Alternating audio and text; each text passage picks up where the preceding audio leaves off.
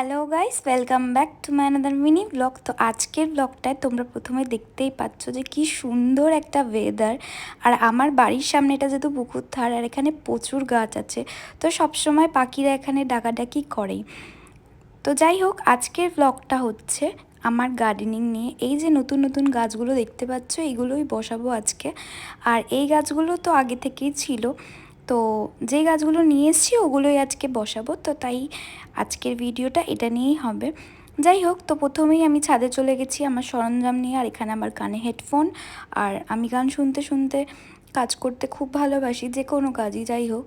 তো যথারীতি আমি গান শুনতে শুনতে এখানে মাটিটাকে খুঁড়ে নিচ্ছিলাম, কারণ প্রথমে তো তোমরা জানো যারা গাছ লাগাও, যে টবের প্রথমের ওপরের অংশের যে মাটিটা থাকে ওটা হাফ করে নিতে হয়। এই সব কাজে খুব একটা পারদর্শী নই আমি, হ্যাঁ, তবে গাছের জন্য একটা ভালোবাসা জন্মেছে, সেই থেকেই এইসব করা। গার্ডেনিং করতে আমার এখন খুব ভাল লাগে, জানি না কেন, মনটা শান্তি হয়। আর এই টবটা অনেক দিন ধরেই আমার ছাদে পড়েছিল, তা আমি ভাবলাম বেকার পড়ে থাকার থেকে একটা যদি ফুল গাছ বসানো হয় তাহলে কেমন হয়। আর কাগজ ফুল আমার খুবই ভাল লাগে, কেন জানি না, তাই আমি একটা কাগজ ফুলের গাছ নিয়ে এসে বসালাম। এই গাছটা প্রথমবার বসাচ্ছি, আমার অত আইডিয়া নেই যে কিভাবে কি করে। একবার দেখেছিলাম, সেই দেখে দেখেই এইটা বসাচ্ছিলাম। কারণ যতবারই আমি গাছ কিনে নিয়ে আসি দোকান থেকে, কাকুদের বলি বা দাদাদের বলি, তারাই বসিয়ে দেয়। আর এই করতে করতে আমি একটু মাটি নিয়ে খেলতেও লেগে গেছিলাম, আমার বেশ মজা লাগছিল ব্যাপারটাতে। যাই হোক, ওই গাছটা বসানো হওয়ার পরে আবার একটা টব নিয়ে বসে গেছি, কারণ এতেও একটা গাছ বসাবো তাই জন্য। আর এই মাটি ভাঙতে আমার জান ভেঙে যাচ্ছিল, সত্যি এত শক্ত না, ভাঙতেই চায় না। এই টবটার জন্য আমি নিয়ে এসেছিলাম একটা সুন্দর বেলফুলের গাছ। ভাবলাম যে একটা বেলফুলের গাছ বসালে কেমন হয় ব্যাপারটা। আর বেলফুল আমার খুবই পছন্দের, গন্ধটা এত মিষ্টি, খুব ভাল লাগে।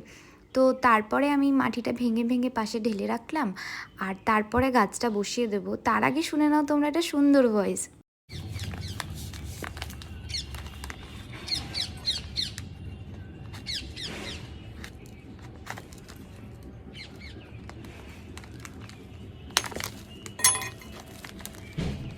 গাছগুলো বসানোর সময় আমার কানে এত সুন্দর সুন্দর পাখির ডাক আসেনি, কারণ আমি তো গান শুনছিলাম তাই জন্য। কিন্তু ভিডিও এডিট করার সময় শুনলাম, তাই ভয়েসটা রেখে দিলাম তোমাদের জন্য। আর এখানে আমি বেশি জল দিয়ে দিয়েছি, তাই জন্য হাসছিলাম, কারণ আবার আমি মাটি নিয়ে খেলতে শুরু করে দিয়েছি।